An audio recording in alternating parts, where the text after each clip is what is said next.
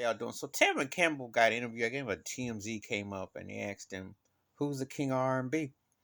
And he said R. Kelly. He gave Usher his due. He had got on stage with him and he said how great Usher was and everything. He said, but the guy talking about R. Kelly, he done wrote and been so big, and you just can't ignore hit the facts. It's the truth. And I'm gonna tell you something. I hold Tevin Campbell in high regard. So from Tevin Campbell to say that, take heed. A lot of people don't understand how great a talent Tevin Campbell was in his peak and his prime. And for my money, I'll still take him over Usher and Chris Brown. Yeah, they got the moves and they got the crossover and they got all that. But Tevin Campbell had the voice, and I missed that. It's a void where the vocal department, where a guy like that. But he also said that we're going to acknowledge Marvin Gaye and Sam Cooke as kings. He said all black and males, he said, are kings. He said, don't let, basically let the industry try to put a line on you.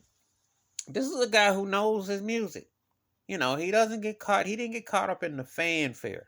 You gotta remember something. He was discovered by the great Bobby Humphrey, one of the greatest flute players, jazz musicians, etc. Then you get to work with Quincy Jones, and Quincy Jones, one of the greatest producers, one of the greatest arrangers, and a guy who knew how to put people in places and to orchestrate concepts with writers and artists. So his track record speaks for itself in that regard. And you work with Prince, one of the most important artists ever. And you work with Babyface, one of the most important producer songwriters ever. So Narada Michael Walden, very successful and important producer in R&B pop world. So it's not like he wasn't exposed to top tier. And of course, he worked with Michael Jackson, and he was linked to, and Michael Jackson, one of the most dominant artists ever. Period. So it's not like and he worked with Paul Anka, one of the most important songwriters ever. Aretha Franklin wanted him to perform at one of her special events. He has worked with, he knows, and he speaks from the hip. He's not, as a matter of fact. So, Tevin Campbell telling you that R. Kelly, which I already know. I mean, the most dominant artist the last 30 years, and those songs and the impact speak for themselves. Usher ain't seeing that. Usher is a great showman, and he's the best showman of his era. And I would say Usher has a very good track record, but he ain't got R. Kelly's track record. Let's not even get into that. That's just not. Uh, it's not a fair comparison. It just ain't.